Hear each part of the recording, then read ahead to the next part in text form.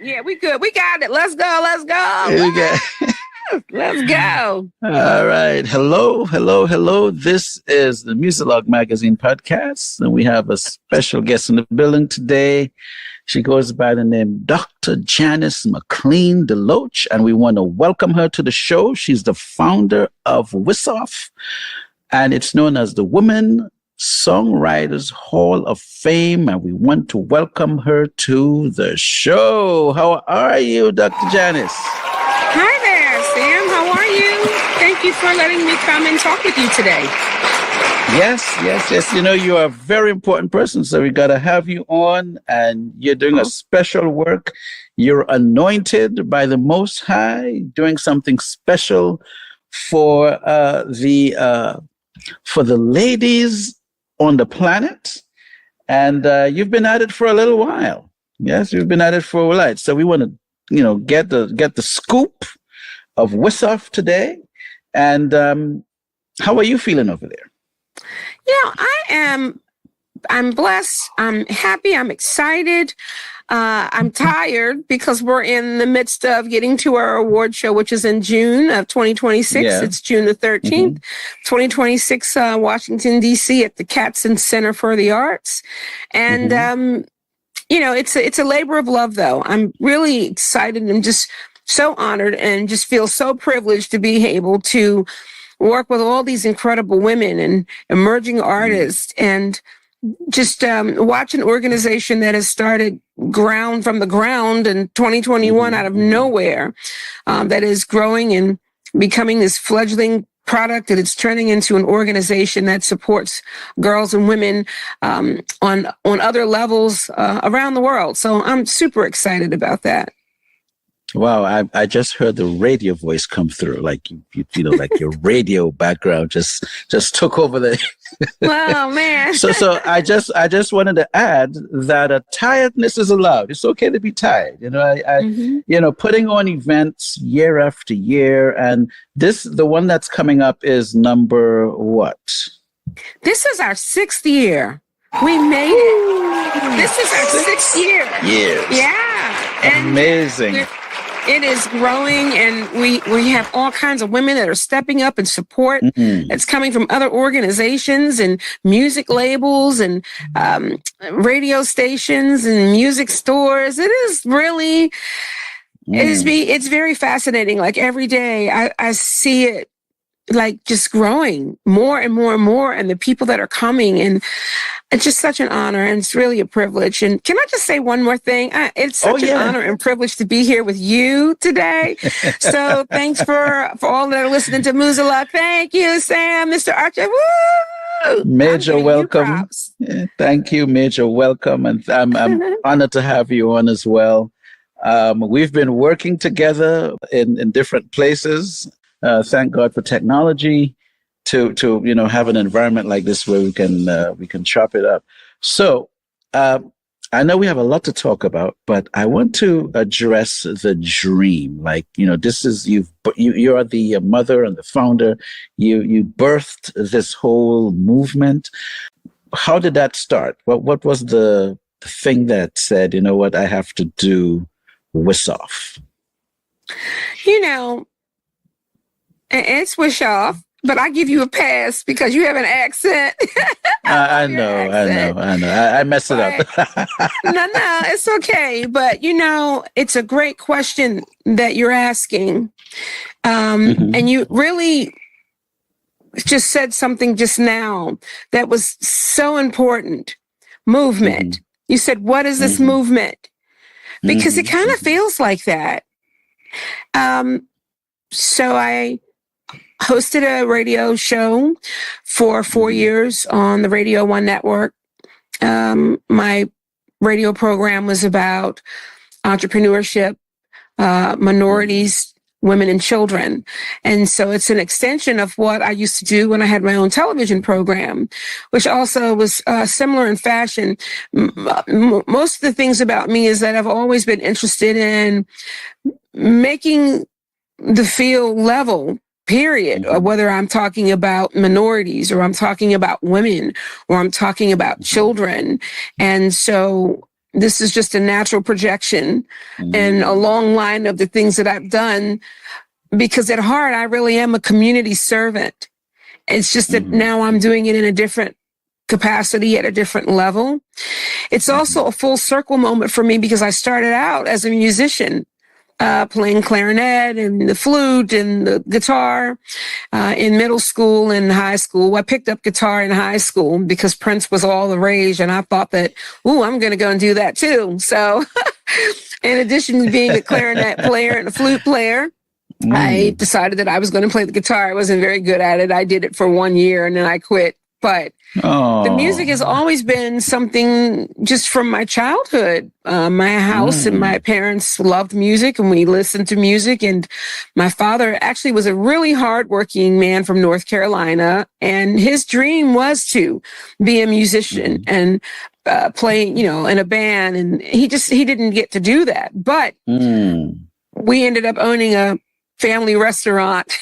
So he still kind of got to be his own boss and do his own thing. And my mom was right there, and my whole family pitched in, and we worked at the family restaurant. So, but initially, music is started with me in elementary through middle and high school. And as I turned 18, I really thought about music seriously enough that I was going to move to Los Angeles or New York. And I really wanted to pursue a career in songwriting and being a performer and a singer. But we don't always know what the cards hold and, what our plan is or our path will be. And sometimes those roads are winding and they change. Yeah. And that happened with me. My father died when I was young. I was about 9 to 10 years old. Oh, wow. And then my mom, she got sick with she had a brain tumor. And so my plans to go to New York or Los Angeles when I was 18 got derailed a little bit in that my mother and my family just have always been the most important thing. So I ended up just kind of putting that music dream on hold for a minute and ended up just taking care of my mother and making sure that she was as comfortable as she could be and doing what I could do. And so when my mom passed, I was kind of in limbo about what do I do or where do I go? And so my trajectory changed. I ended up doing some things that really weren't what I thought I was going to do, but a lot of it was because I was still home and I was just, in that mindset of being at home. So life started lifing. And then I came back to entrepreneurship, which was really, like I said, I was raised in entrepreneurship from a family of entrepreneurs. I wanted to teach modeling because I couldn't go to New York or Los Angeles. So I said, I'm going to find my own way and make opportunities for me right where I am in modeling and music. So I created my own modeling agency and I had my own music, and I did that for a while. And then I went into television, and then I went into radio. And I throw in that I see TV and radio just kind of glowing out of you there. Yeah. Maybe you should visit that again at some point. Yeah. Well, thank you for that. And one of the reasons why you see that and you hear that from me is because I love being able to help people. And this is probably way more than you wanted to know about me, but I'm going to give you this. I've never told anybody this before on air or in an interview. Yeah. I grew up in the church, as a lot of inner city Black people do. But more importantly, my grandmother was the president of the pastor's aid. So I spent a lot of time in church, a lot of time serving. And when I think about all the things that I've done throughout my life, I really have always been a servant. It's never left me. I've just done it in a different level at a different capacity. So when I look at the modeling industry at the time, when I wanted to do it, didn't want to hire Black girls who were 5'4". And I remember applying to Barbizon and being turned down, and going to John Casablancas, and they had a call sheet and I was never on it. In fact, it was very rarely went to minorities, those opportunities. And I just became so frustrated. That's how I ended up with the modeling agency. I was like, you know what? I'm not going to sit around and wait for anybody to give me an opportunity to do anything. And so, because that's that entrepreneurial upbringing that I had. Yes. So I started my own modeling agency, and I got really good at it. In fact, I got so good at it that I started getting casting opportunities as well. And one of the shows that I actually was hired to be a casting director for was Candid Camera. I don't know if you remember. Do you remember Candid Camera? Think I remember. Yes. So I was actually one of the casting directors locally because it filmed on the East Coast. And I had quite a few of my models who ended up getting roles as like, when they do these projections or these, where they retell the story and they use actors to do it. Well, that's what my models were hired to do. And so it was my first time being really successful. It was really so strange because it was really my first time having an opportunity like that. It was so crazy. You were onto something. It was so crazy. And one of the reasons that we got the jobs were because they were looking for minorities. But I've always been really diverse, because even my models at the time, back in the day, which at this time was in the late 80s, I had Asian, Chinese, I had full-figured models. I had white models. And this is in the inner city of Baltimore City in the late 80s by myself doing this. And we had all kinds of models that we placed, and I love that. So even then, diversity and inclusion and equity has always been something, even from a very young age with me, that I just really feel. And so I was able to get these models opportunities. They were making money. I actually had a set of twins, and both of them booked the Candid Camera, and they worked for about 4 weeks on one project, and it was so great. And I started to get commission, and I started to understand I can have my own business. I can create things, and I get to help my community and serve too. So that was my first foray into entrepreneurship. And I also became really good friends with the casting director by the name of Pat Moran. Pat Moran is just an incredible little short powerhouse. She's a white lady with this bright red hair, super funny, unless you're not doing what you're supposed to be doing on her casting calls. She actually ended up casting The Wire. And there was a guy there, his name was Ilya, and Pat, and they called me. And so when The Wire first premiered, I submitted songs. One of the songs that I had that was on The Wire was called I'm Addicted, which is really interesting because I always wrote gospel songs or like pop songs. And so suddenly I'm writing this song about being addicted to drugs. And I was like, I don't, it was like, I was like a fish out of water. But anyway, I did so well that I'm going to pause after this, that I ended up getting cast in The Wire as well, too. I was an extra, and I was a crackhead, which also was really funny. And my neighbors were like, what?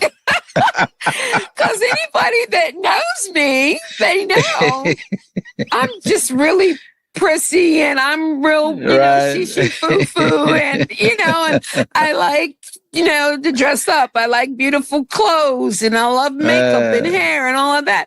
So it was so interesting when I came home, my neighbor said, what? And they were looking at me like, what is wrong? What's going on with her? But the funniest thing, and this also says a lot about how people treat people when you don't fit inside the box that people want to put you in. I went to the grocery store that was in that area, and I was just going to get something to drink and some cookies or whatever. And I forgot that I still had the makeup on from the set where I was a crackhead. So I go into the store, and it was an Indian owner, by the way. It wasn't even an African-American business, but they were following me up and down the aisles and following me around. And my friend was with me. His name is Garcia Jackson. He also we were cast at the same time. You guys are in character. Well, he wasn't. I was. And so we got the biggest kick out of that. And so finally, the man literally followed me all the way around. And I paid, and he followed me out the door. And I'll see if I ever get a chance, I'll send you the picture. Maybe, we'll revisit that or whatever, and you can share that at some point. But he literally followed me all the way out of the door down the street. So that was really funny. But I'll tell you this, and then I'll pause there. We'll talk more about the entrepreneurship and how I ended up with Women's Songwriters Hall of Fame being my project that is now my passion and my vision. And I see these women, and sometimes I'm not sure that they even understand their value, but we'll come back to that. So when I leave out of the store, I go back to the set. The people who are on the set are a young Michael B. Jordan, that's right. That's right. What's the guy with the accent, the British guy, the black guy? Idris Elba. Yes. It's so funny because I was talking to him, and I would have conversations with him, and he never broke character. He always had the same American accent, which was so strange because later on, when I heard him in other interviews and I started to hear him talk. You couldn't believe it. I said, first of all, I couldn't believe that there was a British black person, especially one that was as gorgeous and wonderful looking as he is.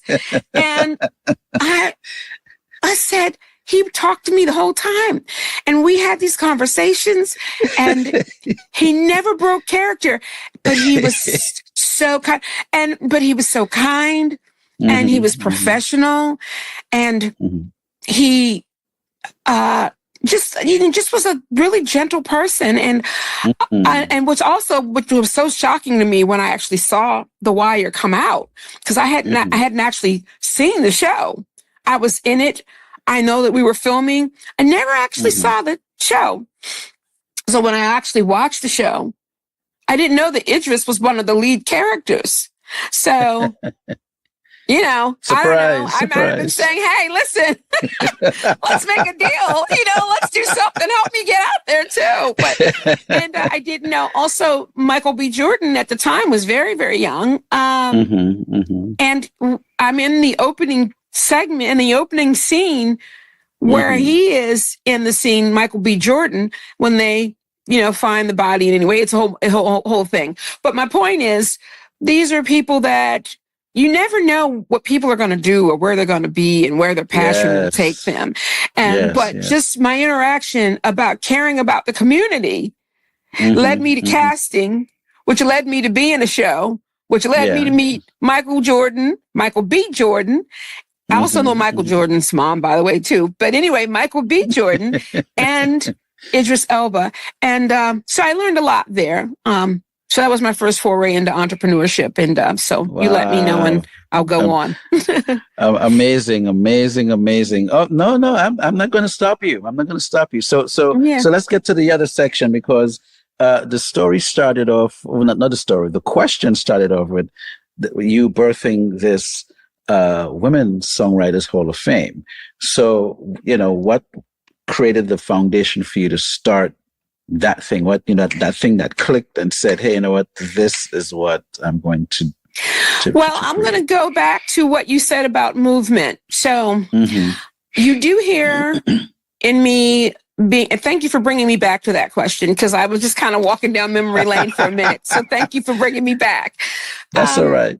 I did the casting. I went to doing pantyhose vending machines. And I could not get financing for my pantyhose vending machines. So I started going to the SBA and going to all these different things. Anyway, that was another whole thing. In fact, some of the people at the SBA, if you said my name to them, they're like, because I just kept asking, how do people get funding? Who's getting funding? Are women getting funded? Are minorities getting funded? Why can't I get funding for these pantyhose vending machines, which at the time was a great idea because women were still actually wearing hosiery. Okay. So that was a phase. Then from the pantyhose vending machines and being frustrated about why I couldn't get answers, I started doing a TV show. And the TV show was called Entrepreneur's Edge. That was a TV show about entrepreneurs and getting started and just being in the business and finding their way for those people who didn't really have a blueprint, which a lot of people don't, even still today. So long story short, I ended up going into television because of the pantyhose vending machines. And I got really good at that. Started doing radio because it was just a natural conjecture of me working in the television space on entrepreneurship. As a matter of fact, when I pitched my TV program, I pitched the same year that Ellen DeGeneres was pitching, Steve Harvey, the Doctors, and Rolanda, Judge Maybelline. Oh, wow. And every person, and this was at NATP, the National Association for Television Programming Executives. Every person that I pitched Entrepreneur's Edge TV to about understanding small business and entrepreneurship turned me down. Every single one of them. They said, nobody wants to talk about business and entrepreneurship or small business. Nobody wants to see that on TV.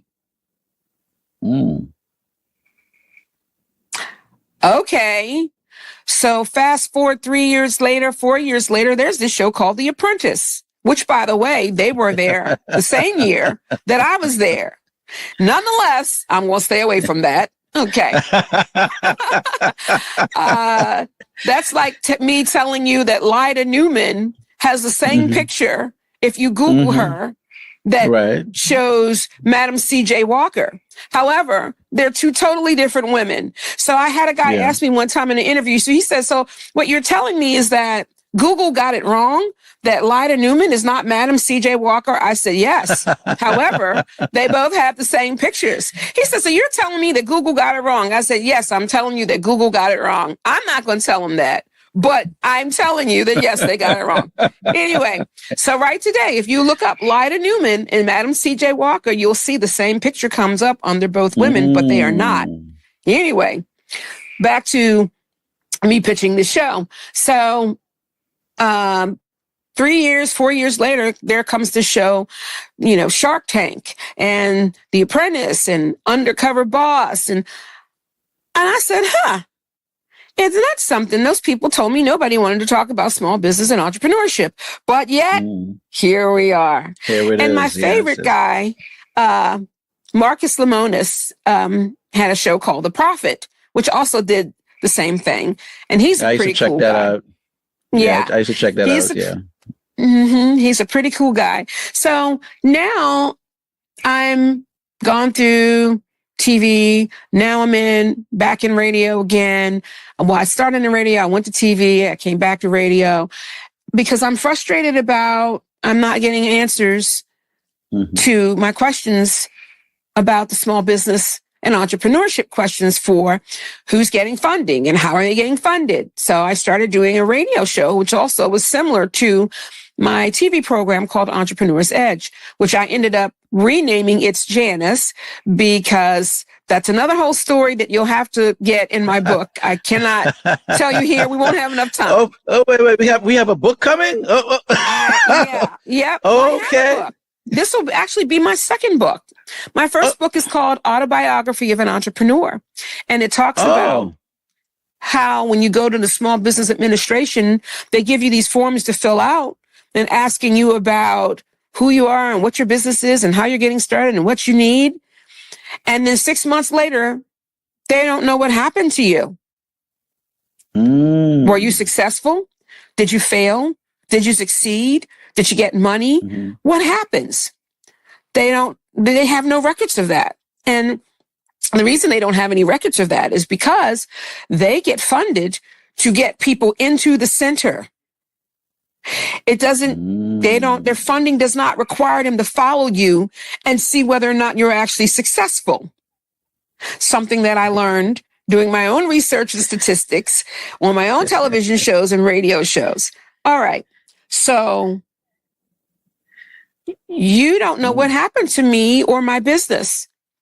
Also, I want to know why when you go to the Small Business Administration, why isn't there an attorney? Why haven't they paid for an attorney to be on staff to help people that come in understand the structure of a business?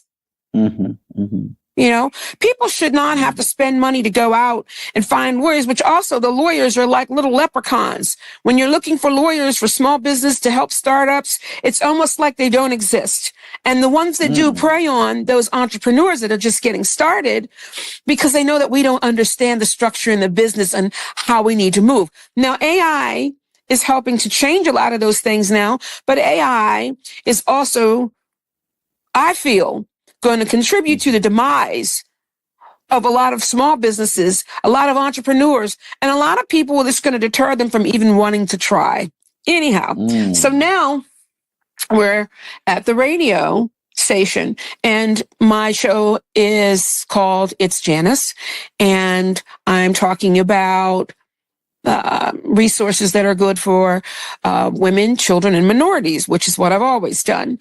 And so one of the particular segments that I'm looking at is the music business and how women do in the music business. Because again, my focus is children, women, and minorities. So I'm looking at how are women doing in the music industry as a whole? How are minorities doing in the music industry as a whole? The numbers and statistics were so startling. I couldn't believe what I was reading. Women have ranked at that particular time 2.3 to 3.6% over a 35 to 50 year span. This was as of 2019. 2.3 to 3.6% of 100 from 35 to 50 years? Yeah. So I hate when people throw out these numbers, and I use the word hate because, yes, it really frustrates me. You'll watch the news and the news reporter will go, oh, unemployment is down 27%. Well, is it 27% of 10, of 100, of 1,000, 10,000? What's that 27% number represent? Because unless you know the total whole number, it doesn't sound like it's a lot. But it is if you're talking about 1 million people. All right. So when you think about the music industry as a whole and all the people that are in it, and you think about women, that they only register 2.5 to 3.6% in 30 plus years. What does that say to you? That it needs attention. Absolutely. Yeah, it's jumping out. If it were a person, it would be dancing in the middle of the aisle, going, "Hey, here I am, woo!" You know, like yeah. How do you miss that? How has that gone unnoticed for 30 plus years? So I'm doing my radio show. It's now COVID. Everybody's in the house. The world is shut down, right? I'm bored. So I'm bored. I'm like, all right, well, let's go back to the radio show. We're going to do it in-house. So I'm looking at the music business. I'm looking at the statistics. It's 2.5 to 3.6%. I'm looking deeper. I'm like, wait a minute, this can't be right. So I'm researching more. I'm researching. I'm looking at the numbers. By the way, there's not a lot of data on how women fair in the music industry as a whole. One of the very few people that are doing studies on it is the USC Annenberg study, which I found and reached out to them. I talked to them. I asked questions. We went over the data. And this was for preparation for my radio show, which is on Radio 1 Network. The more I talked to them and the more we talked about statistics and the more I looked at those numbers, it made my head spin. And like I've always done with everything, even as a kid, when, things didn't work in the neighborhood, I found a way to fix it. If we couldn't do this, I found a way to do it. And my parents did a lot of that as well, too, because they always had that entrepreneurial mindset. So sometimes I don't always want to fix things, but I don't know how to be any different because I have a background and a family that's grounded in finding resolutions in our community. Our family restaurant was the only restaurant within a 25 to 30 mile radius that served fresh cooked food and meals in the inner city of Baltimore City. Sometimes, and I know I'm off the subject, but I'm coming back to it. No problem. We're good. The people in the neighborhood didn't have money. My family would feed them and let them run up a bill until they would get their food stamps or EBT money or, because a lot of them worked. They just didn't have enough money. They had more months left than they did money. These were working class, middle class, mostly African-American families. They weren't on welfare.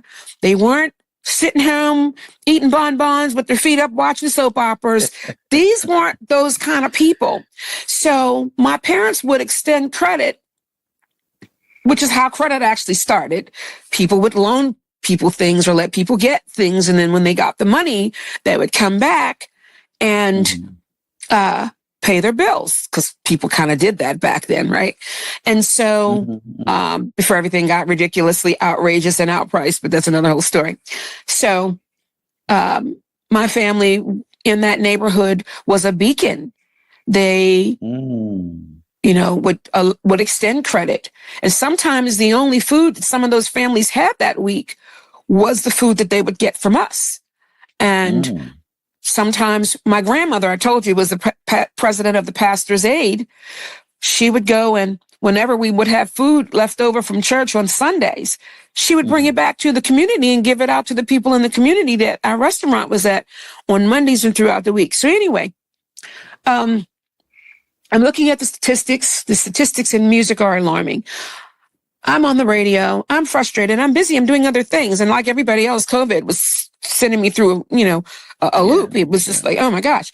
And so I actually went to other people. I said, I like this idea. I'm looking at these numbers and they're just not making sense to me. And what do you think about this? And so I went to other people and we started talking about it, and songwriting was one of the areas we really focused a lot on because it was the one that was the lowest out of all of them. So, and then I started kind of thinking about my own days as a songwriter, and frankly, thinking about some of the things that I went through to be a songwriter and a musician and a performer and a singer. And all of those interactions weren't good, which is one of the reasons why I decided to put it on the shelf for a minute, because I feel like if I want to practice my craft, let me practice it. If I'm good at it, hire me because I'm good. If there's an opportunity that you think I deserve, then give it to me without a lot of games and hoopla, Yes. And so for that reason, I stepped away from music because I was disappointed about the way I would have to approach it to be a part of that industry. It didn't mean that much to me on that level to sacrifice who I am as a person. And so, and also I have other things that I can do. I've done them. I do them. And so now I'm looking at the songwriters. Now I'm looking at composers. Now I'm looking at promoters. I'm looking at women in the industry. And I was really disappointed, dismayed, puzzled, upset, frustrated, because I want to know why there were so few women when I'm looking at how successful the men have been. So I investigated. I went into it more. I researched. I got other people together. We sat down. We had a conversation. We researched. And then one day I had a show about women songwriters. And now previously, before this, I had, like I said, it was between idea and conception and research. So initially it started in 2019, but it really kind of didn't launch. Women's Songwriters Hall of Fame didn't launch until 2021. And it came from the radio show and the research and the data from the radio show. And one of my guests on that show that week was Denise Williams. And as I said, I had been kind of playing with the idea about like, I like it, but I don't have time. And going back and forth, I mean, I even tried to get other people to do it because I'm like, I don't really want to fix anything else right now. I just don't have time. And, but the more I said that, and the more I talked to women, and the more I read, and the more I researched, and the more I realized there was very little data to explain why women only rank 2.5 to 3.6% in the 30 plus years was alarming. So I do the show with Denise Williams. We're talking about songwriting, and we're talking about her. And she was talking about it would have been really cool for something like that to happen, in the industry, because it would have helped a lot of women along the way who did fight those good fights. And she was one of them to open the door and give opportunities and pave the way. And we were laughing.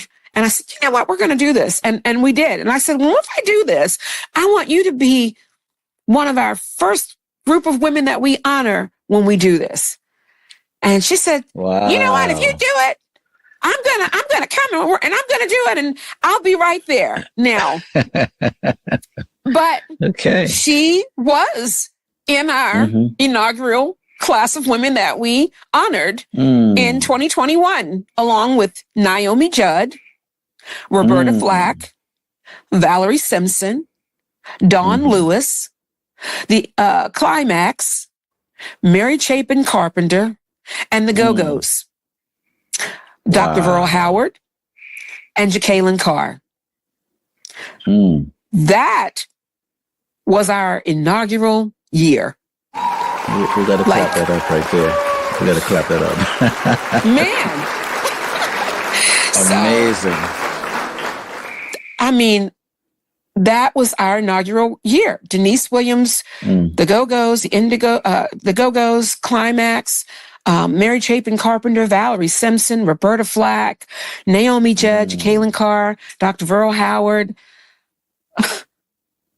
So what happened was the same people that I had been saying, I want you guys to do this. Oh, and by the way, Denise Williams was in that inaugural year. So the same people that I kept going to saying, oh, we're going to do this. And I said, these are the people. And again, this is research. I'm looking at the women who have not received Grammys, who have not received Oscars, who have not received anything,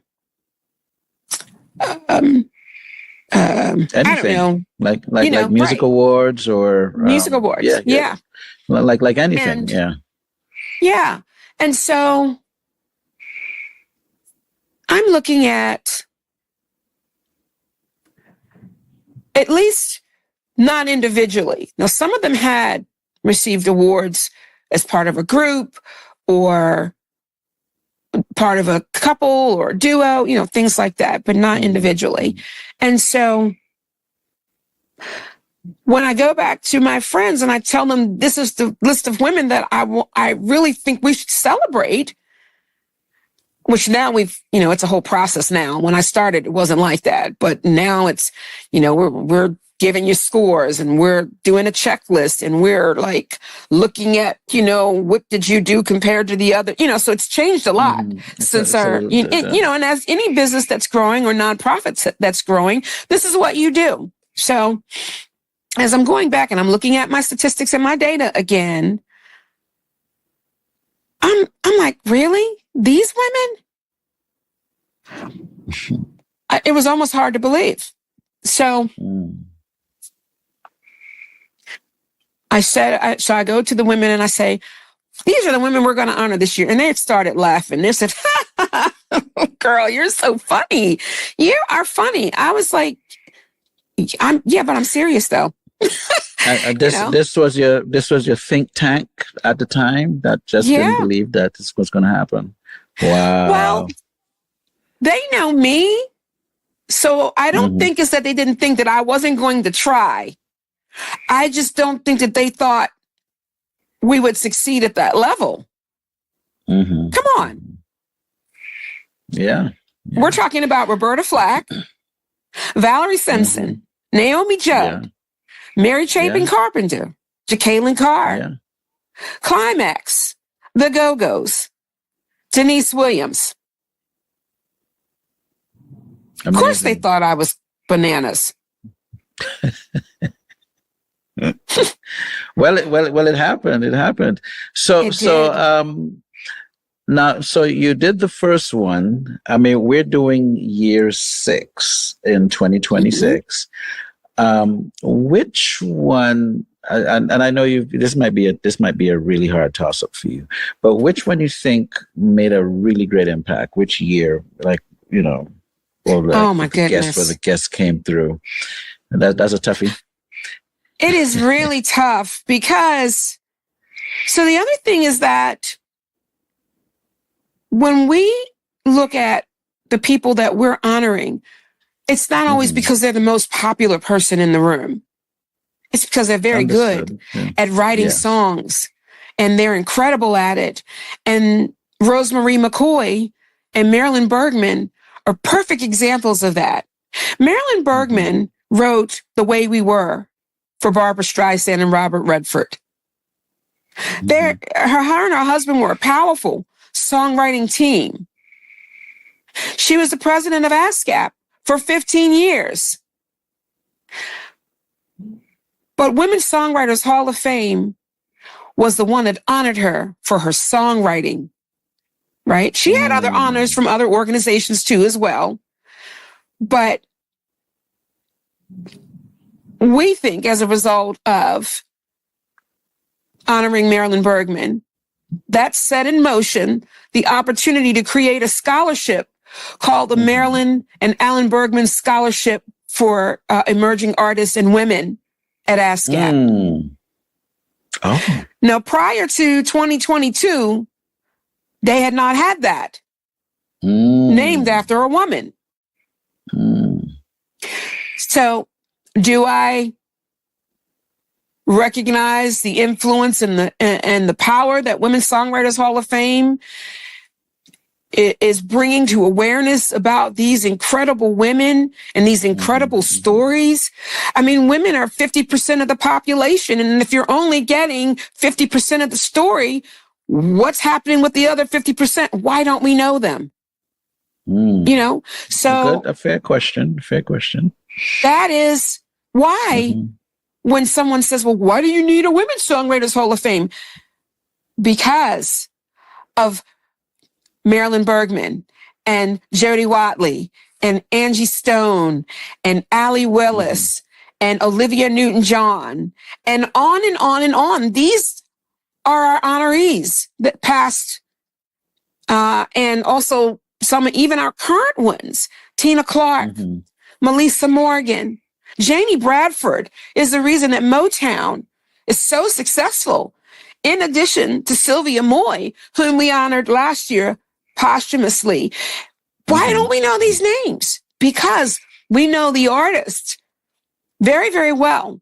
But who are these powerful women behind them? And Sylvia Moy's story was so important to me to recognize at Women's Songwriters Hall of Fame last year, because Sylvia is one of the 3 women who were in the music industry between the 50s through the 80s, 70s, with the name Sylvia. There are 3 Sylvias in the music industry, all Black women at the same time, in a C-suite position, a managerial position, a recording person, producing position.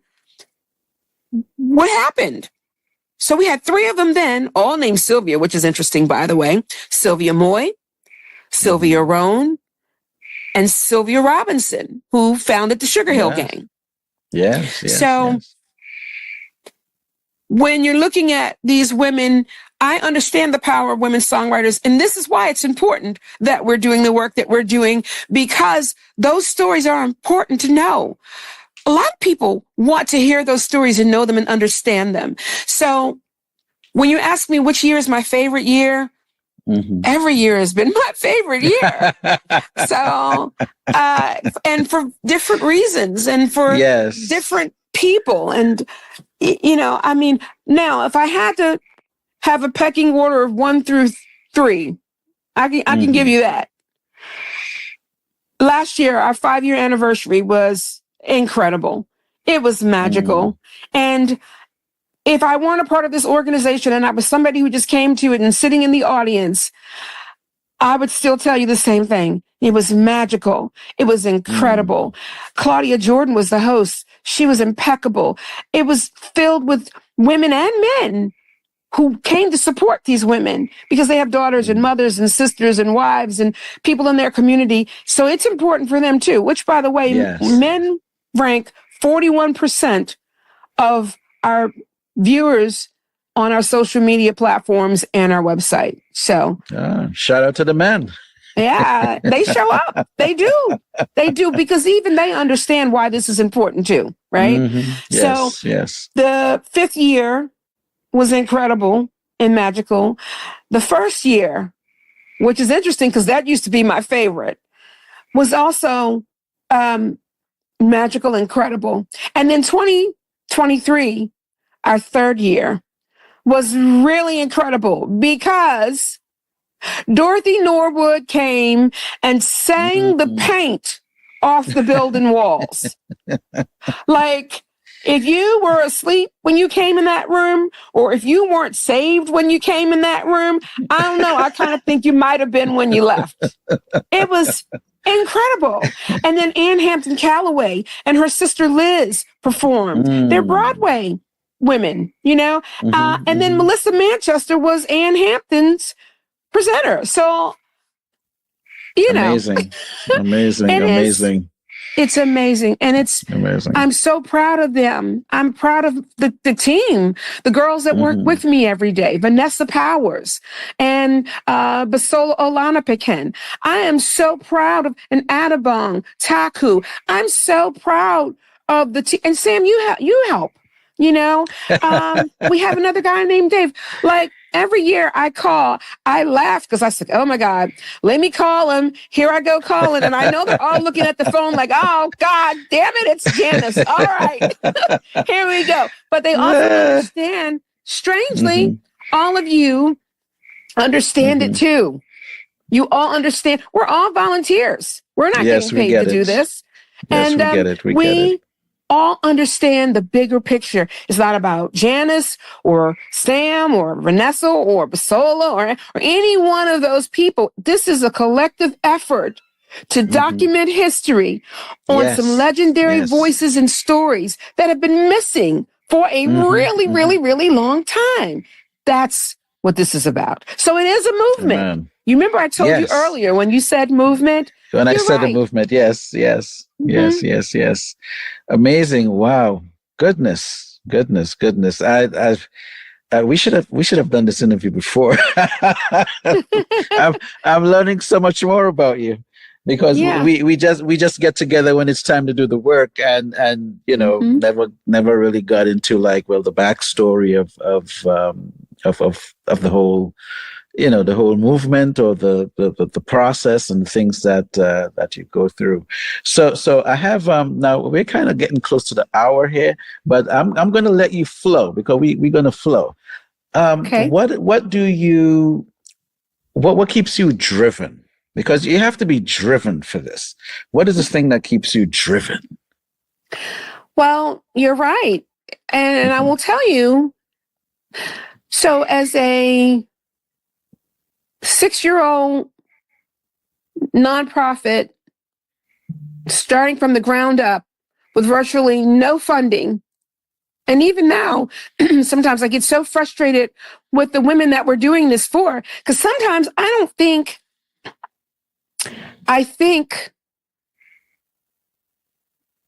sometimes I believe in them more than they do. Yes, that can happen. That can happen. I wonder are they tired? Did they give up? Do they understand the value of the contribution they really making? Do you know that when you get in an elevator or you're in a doctor's office or a dentist's office or in the supermarket or at the movies or looking at television or just driving in your car, some woman dedicated time, money, resources. Somebody may have had to drive them the music lessons and vocal lessons and rent space for them to perform in. And, you've gone on the road, you've toured, you've carved out this niche, you've raised your hand and opened up some doors and created awareness for women to step through. How do you forget that? How do you not understand your contribution, who you are, and why you matter? And you knew that before Women's Songwriters Hall of Fame came along. Why did you give up on it? Why aren't you supporting us? Why are you giving up on us? We need to be here. We need to be that resource, but we cannot do it the way we have done it. We have, but it's been hard. And rough, and we shouldn't have to work like that, and we don't want to work like that. We need the women, the girls, the men, our brothers, the fellas, everybody to stand up collectively, donate money. Yes, we need money. I'm going on the record to say it. We need money. We're a nonprofit. We're small. We're relatively new, and funding is at a gap. Yes, we need that. But more importantly, we are telling the story of the other 50% that you haven't heard of, you haven't heard from. And I don't think it's because the other organizations that honor men or more men and didn't do a lot to recognize women don't care about women. I don't think that at all. I don't think that men hate women. I don't think they just don't want to support us. What I think happened is they went with whatever was in proximity to them as men. So if you and I are neighbors and I need sugar, I'm going to come over to your house because it's what I know. I know you. Right there. If you are a man and you're in a band and you're looking for songwriters or instrumentalists, then I'm going to ask my brother or the other dude because we're just buddies. We're in that group. It's just how it flows. So I don't think it's ever been a thing about bashing women or not wanting to support women or not being there for them. I don't think that at all. I think it just never really occurred to them to think that way, right? At the same time, I don't think it is occurring to women that they have the power to change that dynamic. They've always had it. They just didn't do it. And for whatever reason, God put me in this position, in this place, at this time to do it. I don't think it was an accident. I think he knew exactly what he was doing. He knew he was going to get somebody who was motivated. He was going to get somebody who gives a damn about the community and people. And sometimes it's my default. He knew that I was going to work hard. He knew that I was going to give it my best and give it my all, and that I was going to operate in excellence because it's who I am. Whether people want to believe that or not. Generally, it's who I am. And the people that really know me, who've worked with me on other things, they know that about me. They know Janice, the entrepreneur, on Capitol Hill with her little microphone interviewing Hillary Clinton and Dolores Jordan. Yes, that one, Michael Jordan's mom, and Usher. They know that Janice who's sitting in a meeting with Johnetta Patton and Donda West. The funny thing is Donda West didn't even know that I knew Kanye, and Kanye never knew that I knew her. And I'm sitting in this meeting with Donda West and Johnetta Patton and Tyra Banks' mom and Cissy Houston and Dolores Jordan. And when I'm in here, I'm a reporter, one who is a National Press Fellow, one who is a Kiplinger Fellow, one who is a graduate from Penn State Management and Leadership Program for Women, Babson Women and Leadership Program graduate. So when I'm sitting in this room with these women at this time, I'm sitting there myself going through a divorce, vulnerable. And I'm seeing Cissy Houston, vulnerable. And I'm seeing Donda West going through something. And I'm seeing Tyra Banks' mom and Johnetta Patton, because Johnetta and Usher weren't speaking at the time, you know. But the things that they talked about in that room, I'm not going to go into. But what I saw were women who were vulnerable, who came together and loved on me because I too was having a vulnerable moment. And it was Donda West who actually made sure I got back home because my ex-husband canceled my credit card and I was stuck in Chicago. Yeah, these stories were powerful. In that room, I will never share what we talked about, but I'm telling you what my experience was at that time. One of those things, and how these women showed up and they loved on me and they showed me community. They showed me women. They showed me minority. They showed me we got to look out for each other. We got to take care of each other, not regardless of race or color or creed. And so when you ask me what motivates me, what drives me, I've always been that person. I'm only doing it at a different level in a different area right now, but I'm doing it with the culmination of someone who now has world experience, who now has educational experience, who now has partnerships and friends in the community that love me, that understand me. When other people think, I don't know what, there are these women who stand up and go, wait a minute, hold on. You don't understand her, but I'm trying to tell you, she's going to work it out. Just hang in there, hold on, and know what she's doing is for the betterment of all of us. And I mean that with all my heart. Also, this one thing with Women's Songwriters Hall of Fame, it's one of the few things that ranks up there pretty high for me that I have such reverence for, because I see it making a difference. I see it changing lives. I see it meaning things to people like Angie Stone, talking about why her family never saw her receive an award and why the music industry forgot about her and didn't call her name, but we did.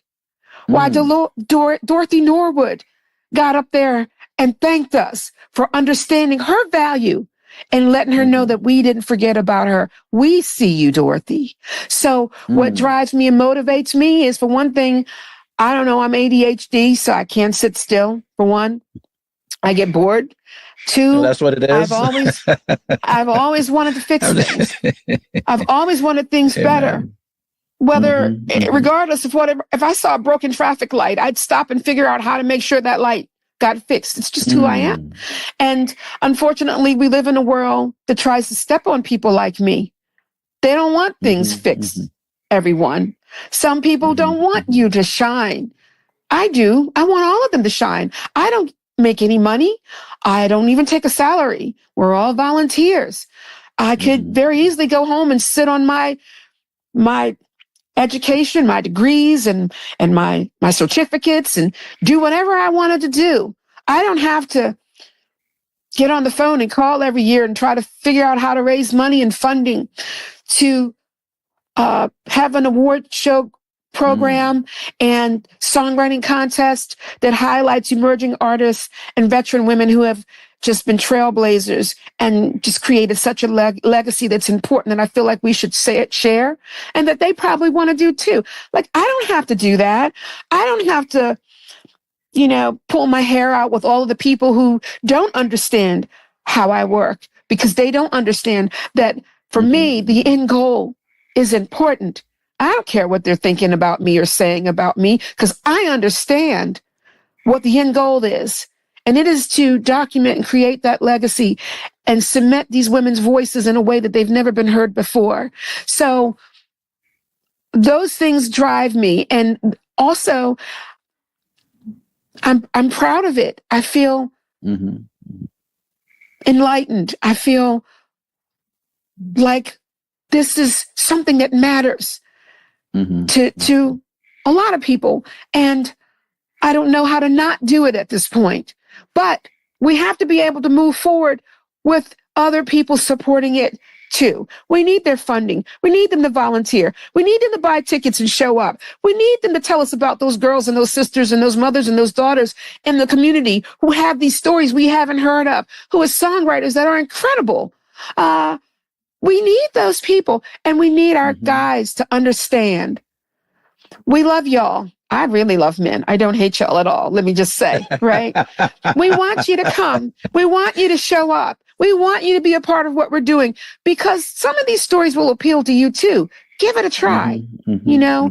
And for all of my industry people, record labels, promoters, publishing companies, record stores, music companies, please step up. You know, call us, reach out, be a partner. You know, we need you too. And together, we're all better.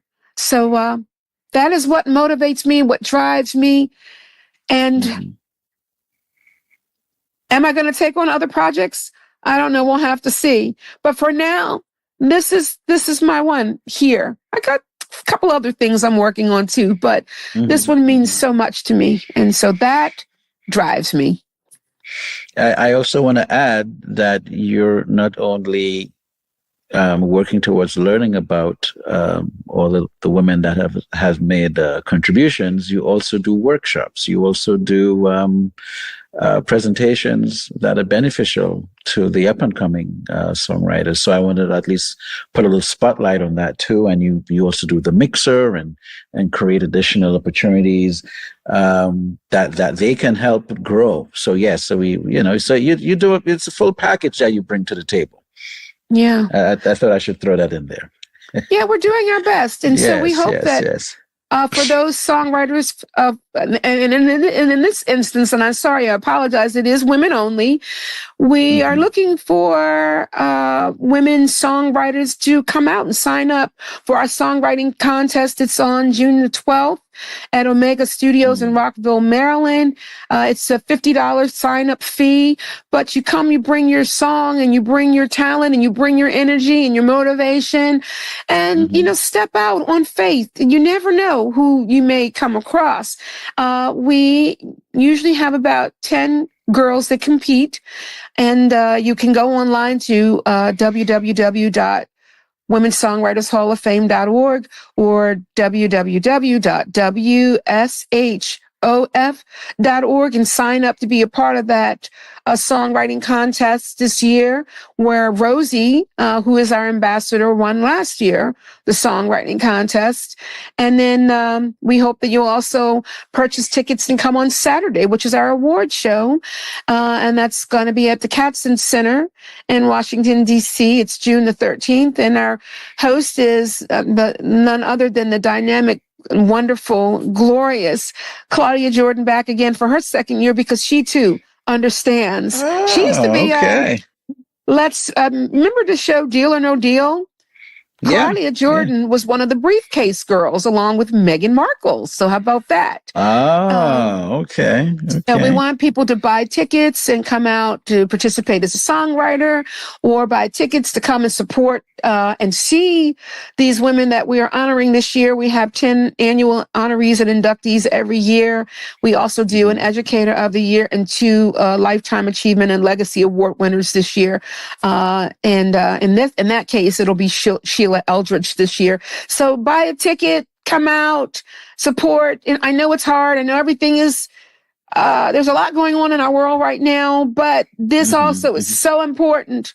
We can find money for things. So I hope that people will show up and support and, and see what we're doing. Yeah. and those folks can donate as well. If donate. We need that. Yeah. Yes, we do. Yes, it's also a tax deduction. You can go to our website for that as well, www.womensongwritershallofFame.org or WSHOF.org. Make sure you put the 3 W's in there before, because sometimes, I don't know, it doesn't work. And, you can always make a donation. If you can't come, you've got $5 or you have $50. You can go online and you can donate that too. So people can make an impact right where they are, whether they show up at the award show and songwriting contest or not. You can go online right now and say, look, I want to donate $10. And that helps us too, to continue on this mission that we're doing to uplift and celebrate the voices of women in music. Janice, this was amazing. This is this was great. We're gonna have to. Yeah, I need to absorb everything. But I think we may have to do a part 2. We may have to do a part 2 of this, and I'll discuss see if we can get some more songwriters to come. We could mix it up. That's all right. We could. You're creating in the vibe and the flow. Well, the package I can have up to 10 people on screen. So we can make that happen and really do some amazing things in the near future, even before the actual date of the event. So so I am honored. Thank you so much. This was amazing is not even the word, but your head's still spinning. It's spinning. It was intense. It was informative. I learned more about you, this was great. This was really, really good. Yeah.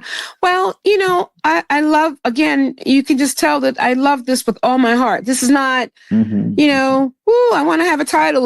I want money, and those things will come. If they do, they do. If they don't, they don't. It's funny. I like to think about it in terms of Prince, and I'll leave it with this. Well, I won't because, but I do want to mention him. And the reason why is because Prince really was music. He lived it. He loved it. He played it. He was dedicated to it because it meant so much to him. And that's how I feel about this. This means so much to me. It's, again, another one of those things that drives me because I understand the importance of it. I think other people don't, but I get it. I understand what it is. And I don't think it happened by chance to just fall my way. I think it is because the powers that be knew that I wasn't just going to sit on my degrees and go buy me some more shoes and yay, that I would use it as an opportunity to unite the world because everybody loves music. That's what's so great about this. Music is universal everywhere. Yes. Even if you and I don't speak the same language, we do through music. So, I'm happy that I have the opportunity and that these women allow me the opportunity to show up and shine a light and share their legacies too. And so I'm very grateful to all of our past honorees, our current honorees, and our future honorees. I thank them as well for allowing us to tell these stories and to share their legacy with other people in the world. So. Amen. Well, thank you. Thank you. Continue to have a blessed day. And we will definitely, we got to do part 2. Okay. Oh my gosh. Are you ready?